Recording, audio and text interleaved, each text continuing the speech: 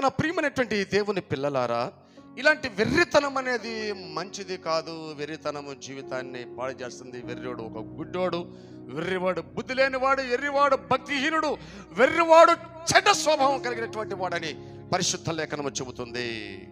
దేవుని యొక్క వాక్యం మనతో మాట్లాడుతుంది. రోమపత్రిక 6వ అధ్యాయం 24-23 వచనంలో లోకమంతా వెరితనమే ఉందంట. ఏ వెరితనం అంటే పాపం అనే వెరితనం ఉందంట. ఏ వెరితనం ఇది?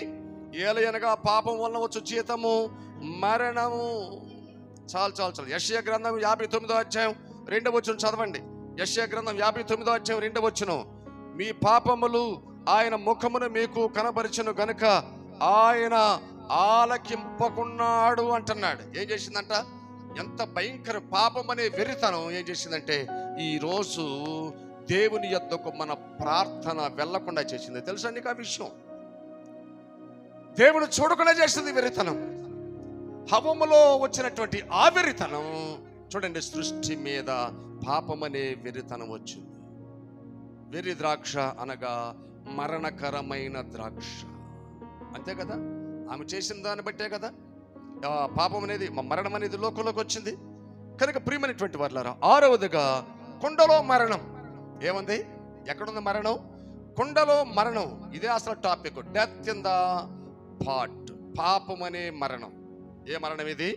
పాపం అనేటువంటి మనవుడు సేవకుడు వెర్రిద్రాక్ష గలను కోసి వాటిని కుండలో వేసినప్పుడు కుండలోని కూర విషంగా మారింది. ఈ వెర్రిద్రాక్ష ఏం చేసింది అంటే మరణాన్ని తీసుకొచ్చి పెట్టింది. సత్యాన్ని చూడలేని, ఇందాక మనం చెప్పాం, గుడ్డితనం అంటే వెర్రితనం అంటే ఒకటి సత్యాన్ని చూడలేనిది, రెండోది బుద్ధిహీనమైనది, భక్తిహీనమైనది, తర్వాత చెడుతనంతో కూడినటువంటిది. ఏం చేసింది అంటే జీవితంలో విషాన్ని నింపింది. సత్యం తెలియకపోతే మానవుల్లో అసత్యం అనే విషయం ఉంటుంది. సత్యం మనం తెలుసుకోవాలి. జీవం గల దేవుణ్ణి మనం చూడాలి. ప్రియమైన దేవుని బిడ్డలారా, పాపాన్ని పరిహరించేటటువంటి వ్యక్తిని మనం చూడాలి. ఇందాక మనం చదువుకున్నట్లుగా లోకంలో ఏముంది? రోమ 6:13లో ఏలయనగా పాపం వల్ల వచ్చు జీతము మరణం. మరణం అనే విషయం ప్రతి మానవుని యొక్క పాత్రలో ఉంది. పాత్ర అంటే మనమే అని చెప్పాను కదండి, మనలోనే ఉంది. ఈ పాప ప్రభావం వలన అందరూ చనిపోయినటువంటి స్థితిలోనే ఉన్నారు. అర్థమైందా? ఎలా ఉన్నారు? అందరూ చనిపోయినటువంటి స్థితిలో ఉన్నారు. ఏమంటుంది వాక్యం? నీవు జీవించుచున్నావని పేరు మాత్రం ఉన్నది కానీ నీవు మృతుడవే. బ్రతుకుచున్నావని పేరు కనపడుతుంది, బ్రతికి ఉన్నట్లుగానే కనపడుతున్నాం. కానీ దేవుని దృష్టిలో మనము చచ్చినటువంటి వారము. ఎందుకో తెలుసా? మనలో ఏమున్నదంటే వెర్రితనం ఉంది.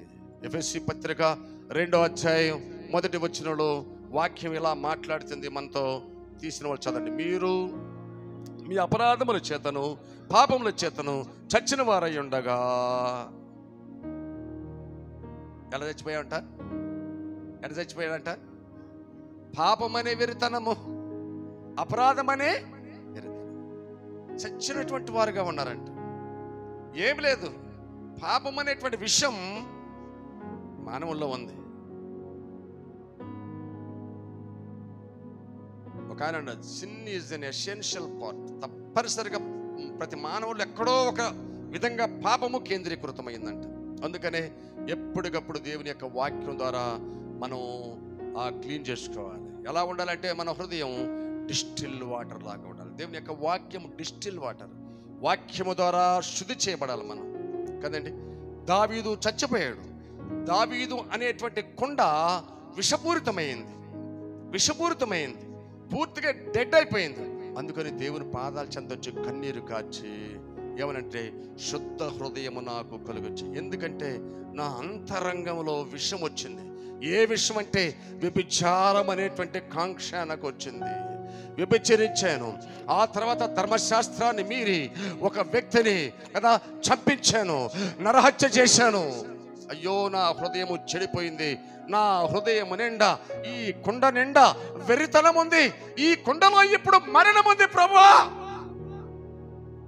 నన్ను శుద్ధి చేయి, నన్ను కడుగుమని ప్రార్థన చేశాడు. కడగబడ్డాడు. అలా ప్రార్థన చేస్తావా? నువ్వు అలా ప్రార్థన చేస్తే తప్పనిసరిగా నీవు కడగబడతావని ప్రభువు నామములో తెలియజేస్తున్నాను. కోరకొండలో విషము కనిపెట్టిన ప్రవక్తల శిష్యులు. ఏమండి, ఎవరు కనిపెట్టారంటే విషయం ఉందని? ప్రవక్తల శిష్యుల్లో ఒకడు కనిపెట్టాడు. రాజుల గ్రంథము 2వ గ్రంథం 4:40లో తినుటకు వారు వడ్డింపగా ప్రవక్తల శిష్యులు ఆ రుచి చూచి ఏమన్నా, దైవజనుడా కుండలో విషమున్నదని కేకలేసాడంట. ఈరోజు సేవకులు కేకలేస్తా ఉన్నారు. హల్లెలూయా. కేకలు అనగా దేవుని వాక్యాన్ని ప్రకటిస్తున్నారు. ఏమని ప్రకటిస్తుంది?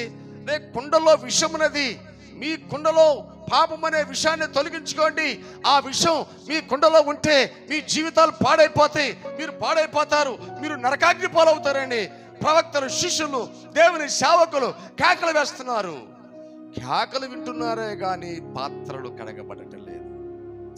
వారి హృదయాల్లో ఉన్నటువంటి విషపూరితమైనటువంటి పరిస్థితుల్లో నుంచి వారు బయటికి రావట్లేదు. అందుకనే బ్రతుకుతున్నట్లుగా కనపడుతున్నారు కానీ చచ్చిన వారి వలె దేవుని ఎదుట వారు ఉన్నారు. ప్రియమైనటువంటి దేవుని బిడ్డలారా, ప్రవక్తల శిష్యులు దేవుని వాక్యము ద్వారా పెంచబడ్డారు కనుకనే విషయాన్ని వెంటనే కనిపెట్టగలిగారు. అది అక్కడ సీక్రెట్. ఎట్ట కనిపెట్టగలిగారు? దేవుని వాక్యము ద్వారా వారు పెంచబడ్డారు కనుక. చూడండి, నీ దేహం అనే పాత్రలో నీలో విషమున్నదని నువ్వు ఎప్పుడు కనుగొనగలవంటే, ఎప్పుడు కనిపెట్టగలవంటే వాక్యం నీకు తెలిసినప్పుడే కనిపెట్టగలవు. అంతే. వాక్యం లేకుండా నాలో పాపం ఉందని నేను ఎప్పుడు అనుకోలేను. అవునా కదా? ఆర్ఆర్ మూర్తి గారు అదే అన్నాడు కదా, బైబుల్ని నేను తప్పట్టుకోవాలనుకుంటే బైబుల్ నన్ను తప్పు పట్టుకో. తను పాపి అని గ్రహించాడు. అనగా ఏమైందంటే దేవుని యొక్క వాక్యం ఎప్పుడైతే మూర్తి గారు చదవటం ప్రారంభించాడో, ట్రాన్స్లేట్ చేయటం ప్రారంభించాడో, ఆ వాక్యం తనతో మాట్లాడింది. తాను చేస్తుంది తప్పని తెలిసింది. ఈ దేవుని పిల్లలారా, వాక్యం తెలిసిన వారికి, అందుకనే వాక్యం మీరు తెలుసుకోవాలి, వాక్యం మీరు చదవాలి. చదవలేనప్పుడు వాక్యమైన వినాలని పదే పదే మీకు బోధించేది. అందుకే కేవలము వాక్యం ద్వారానే, ఇదిగో నా పాత్రలో ఈ రకమైన విషయం ఉన్నది, అది జారత్వమా, వ్యభిచారమా, నరహత్య, దొంగతనమా, పోకిరి మాటలా, అలర్తో కూడిన ఆటపాటలా, ఏ టైప్ ఆఫ్ పాయిజన్ ఉంది నీ హృదయంలో, ఏ టైప్ ఆఫ్ పాయిజన్ ఉందో, ఏ రకపు విషము నిన్ను నీ దేహమంతా విషపూరితం చేసి నరకాగ్నిలో పడేస్తుందో నువ్వు తెలుసుకోవాలంటే నీకు వాక్యం కావాల్సింది. దేవుని యొక్క వాక్యం ఏం చేస్తుందంటే, అది అర్థం గనుక నీ హృదయంలో ఉన్నటువంటి లోపాలని చూపిస్తుంది. దేవునికి స్తోత్రం. ఏం చేసింది? నీ హృదయంలో ఉండే లోపాన్ని చూపించింది దేవుని యొక్క వాక్యం అనే అర్థం. కనుక మనము పాపులమని గ్రహించగలం. కనుక పాపముందని నీవు గ్రహించాలంటే గ్రహించుటకు నీకు జ్ఞానము చాలదు. అందుకని దేవుని యొక్క వాక్యము తెలిసినవాడు మాత్రమే, దేవుని యొక్క వాక్యము విన్నవాడు మాత్రమే, దేవుని యొక్క వాక్యమును గ్రహించిన వాడు మాత్రమే నా పాత్రలో, నా కుండలో విషం ఉన్నదిరా బాబు అని, దైవజనుడా నా పాత్రలో విషం ఉన్నది ప్రార్థన చేయి అంటారు. లేకపోతే దైవజనుడు ప్రార్థన అవసరం లేదు, అసలు దేవుడు కూడా అవసరం లేదు. విషం ఉన్నదని గ్రహించిన వాడు మాత్రమే విషాన్ని పోగొట్టుకోవటానికి ప్రార్థన అవసరత ఉంటుంది. ప్రియమైనటువంటి దేవుని బిడ్డలారా, కనుక నేటి దినాల్లో అంట ఒక కామెంటరేట్ అంటారు, నేటి దినాల్లో విషం అమృతం లాగా ఉందంట. ఏంటంట? నేటి దినాల్లో విషం అమృతం లాగా ఉందంట. అందుకే కదా పాపం ఎలా ఉందంటే అమృతం లాగా ఉంది కనుక పాపాన్ని ఆస్వాదిస్తున్నాడు, పాపాన్ని చురుకుంటున్నాడు. పాప ఫలితం తప్పనిసరిగా ప్రతి ఒక్కడు అనుభవించవలసిందే. యోబు గ్రంథకర్త 12వ అధ్యాయం 11వ వచనంలో అంటున్నాడు. యోబు గ్రంథము 12వ అధ్యాయం 11వ వచనంలో, అంగలి ఆహారమును రుచి చూసినట్లు చెవి మాటలను పరిశీలింపదా. నోరేం చేసేదంట? నోటికుండ లక్షణం ఏంటంట? నోటికి ఒక లక్షణం ఉంది, చెవికి ఒక లక్షణం ఉంది. అవునా? ఏమంటే ముద్దను ఎక్కడ పెట్టుకుంటాం? ఇక్కడ పెట్టుకోం. మాటనైతే ఇక్కడ పెట్టుకుంటాం, ముద్దనైతే ఎందుకంటే నోట్లో బొంగాలే పచ్చడి నూరి ఇట్లా వేసుకుని ఇట్లానే అంగలు ఏం చేసింది వెంటనే, ఉప్పు ఎక్కువ ఉందా, ఉప్పు తక్కువ ఉందా, టేస్ట్గా ఉందా లేదా, ఒకసారి తినుచు నువ్వు కూడా బాగుంది, ఏం రుచిగా ఉందంట కదండి. కనుక అంగలేమో ఆహారాన్ని రుచి చూసిందంట, చెవేమో మాటలు వింటుందంట. నీ అంగలి ఎటువంటి ఆహారాన్ని రుచి చూస్తుంది, నీ చెవి ఎటువంటి మాటలు వింటుంది, నేను విషపూరితం చేస్తుందా? ఒకసారి ఆలోచన చేయండి. కుండలో ఇతర పదార్థములు కూడా విషమయం చేసినటువంటి వెర్రి ద్రాక్ష. దీని యొక్క లక్షణం ఏమిటంటే, ఇది విషం మిగిలినటువంటి వాటిని కూడా విషం చేసింది, అవునా కదా? ఒక్క విషపు చుక్క కుండలో పాలన్నిటిని కూడా విరగొట్టిందంట. ఎన్నో సంవత్సరాలు మనోళ్ళు అంటారు, అప్పుడప్పుడు టీచర్స్ చెప్తారు, అరే మంచిని సంపాదించుకోవాలంటే చాలా కాలం పట్టిద్దిరా, చెడు సంపాదించుకోవటం అనేది ఎంతోసేపు పట్టదంటాం. ఎంతో కాలం మంచోడు అనిపించుకుంటాం. కానీ ఒక చిన్న తప్పు మంచితనాన్ని మొత్తాన్ని స్పాయిల్ చేస్తాం,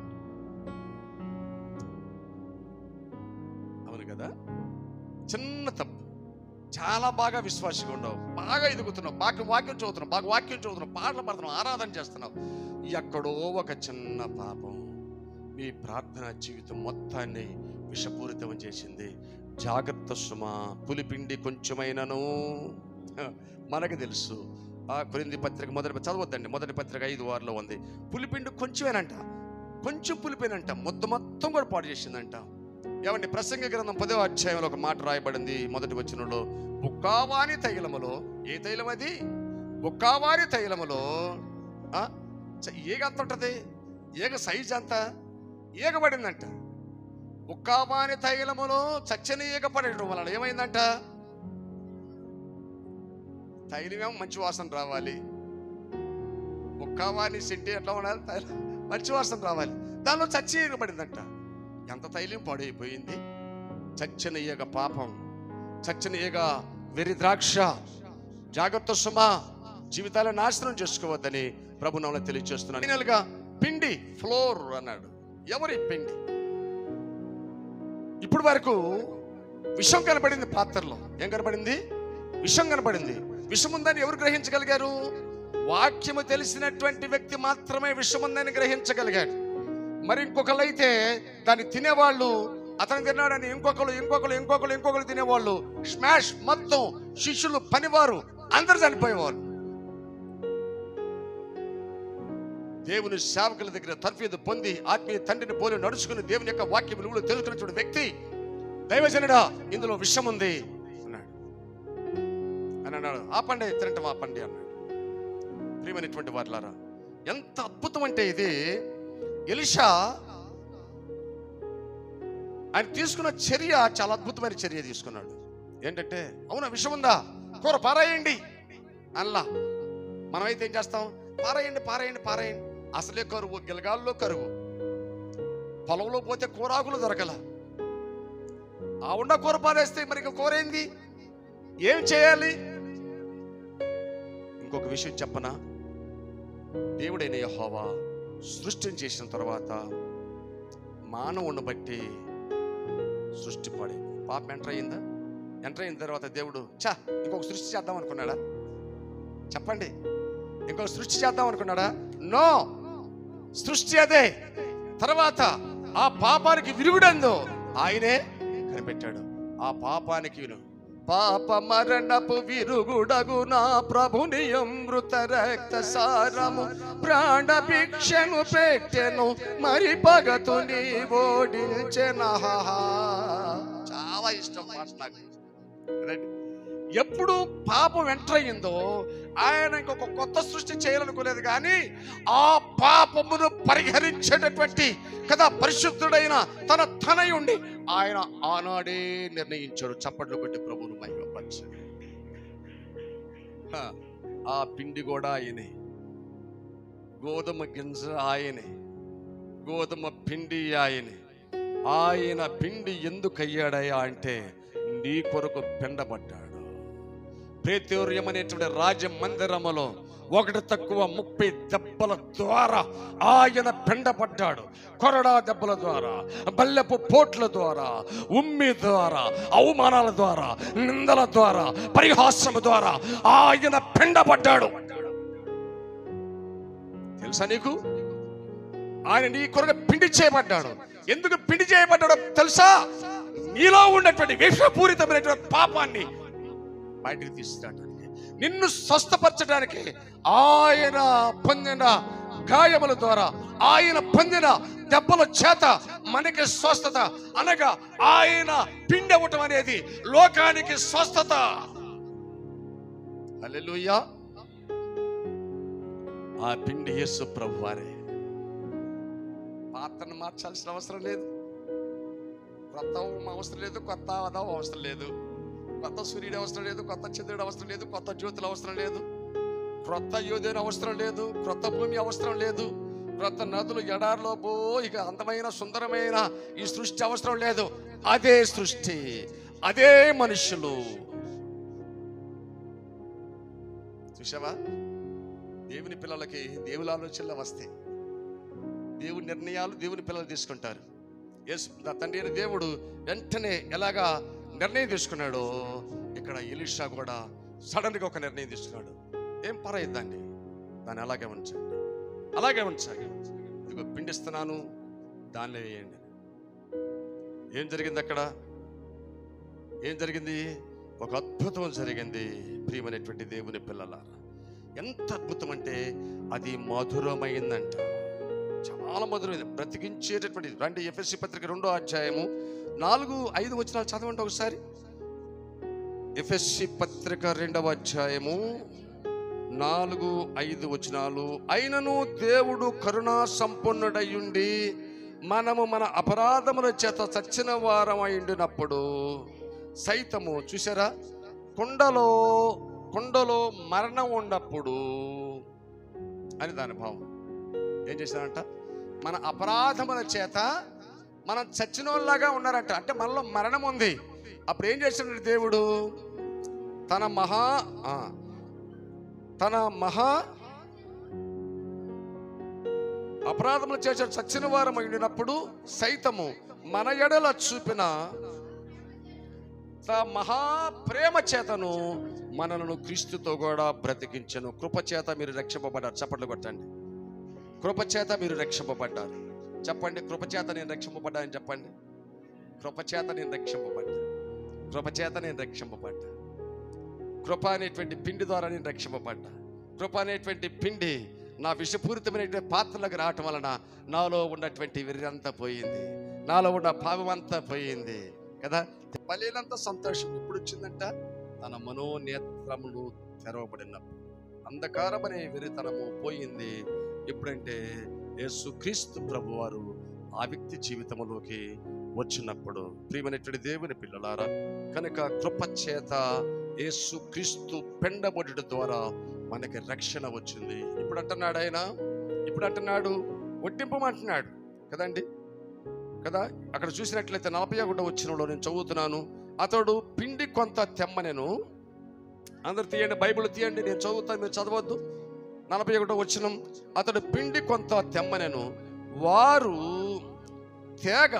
ఆ పిండి తేగ కొండలో దాన్ని వేసి జనులు భోజనము చేయుటకు వడ్డించుడని చెప్పాను. వడ్డింపగా కొండలో మరి ఏ డబ్బు, చప్పట్లు కొట్టండి. చాలా అద్భుతం కదా ఇది. దీన్ని మనం చదివితే మహాచదితో 1 నిమిషంలో చదవగలం ఆ 4 వచనాలు. కానీ దీనిలో ఉన్నటువంటి భావం ఎంత గొప్ప భావం ఉందో తెలుసా? ఎలీషా చాలా అద్భుతాలు చేయగలడు. పోయినసారి ఇంట్రొడక్షన్లో మీకు చెప్పాను, ఇది అద్భుతాల అధ్యాయం అని. రాజుల గ్రంథం 2వ గ్రంథం అంత అద్భుతాల అధ్యాయమే. 1 కుండతో ప్రారంభమైంది. నూనె కుండతో అద్భుతం చేశాడా? తర్వాత షునేమీరాలు ఇంట్లో అద్భుతం చేశాడా? ఆ తర్వాత ఇక్కడ అద్భుతం చేశాడు.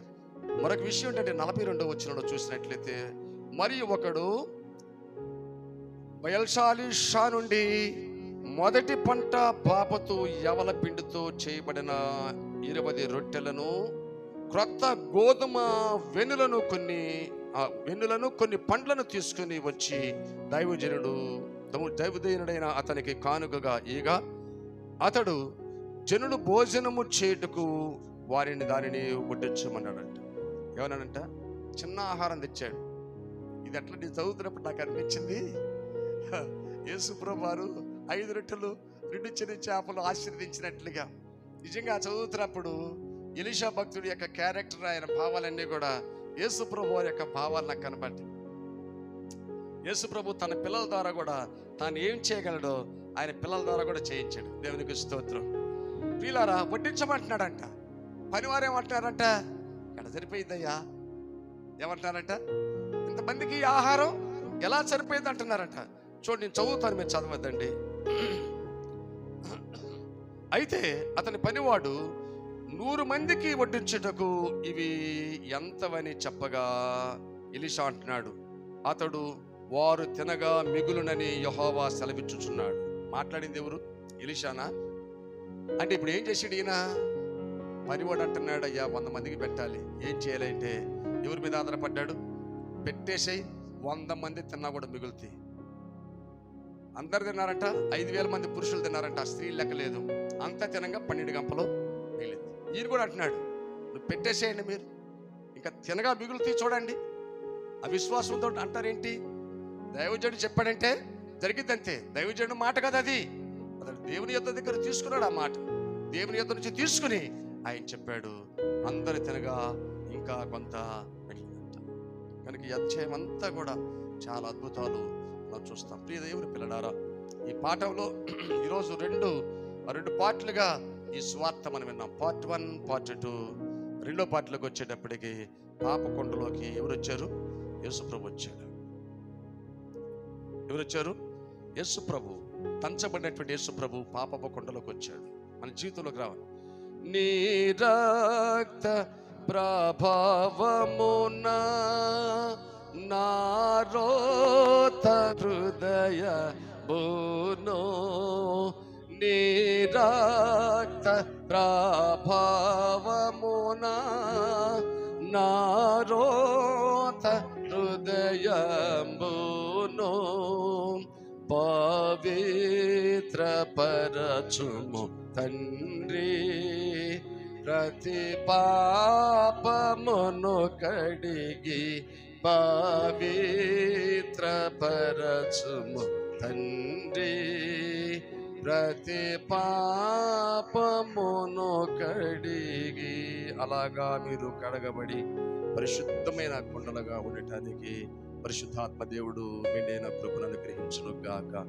ఆమేన్. సమస్త జ్ఞానం అనుగ్రహించిన దేవుని సమాధానము యేసుక్రీస్తు వలన మీ హృదయములకు తలంపులకు కావలి ఉండి కాచి కాపాడి సంరక్షించును గాక. ఆమేన్. ప్రార్థన చెప్పుకుందాం. దయగల తండ్రి, మీకు వందనాలు అయ్యా. లైవ్ లో వింటున్నటువంటి బిడ్డల కొరకు ప్రార్థన చేస్తుంది. ఈ వర్తమానం వారికి దీవెనకరంగా ఉండినట్లు మీ కృపను గ్రహించండి. ఒకవేళ నేను పాపినైన వారు గ్రహించగలిగితే ప్రభా, ఇప్పుడే వారిలో మీరు ప్రవేశించండి. వారి యొక్క జీవితం ఆయన మధురమైనటువంటి జీవితంగా చేయండి. అనేక కుటుంబాల్లో సంతోషము సమాధానం ఉంచండి. అలాగే మీరు నాకు ఇచ్చిన బిడ్డలు ఎంతో శ్రద్ధతో వాక్యం అన్నారు, వారి కుటుంబాలు కూడా దీవించమని యేసయ్య నామములో ఈ మనవరుడికి వేడుకొంచున్నాం పరమ తండ్రి. ఆమేన్.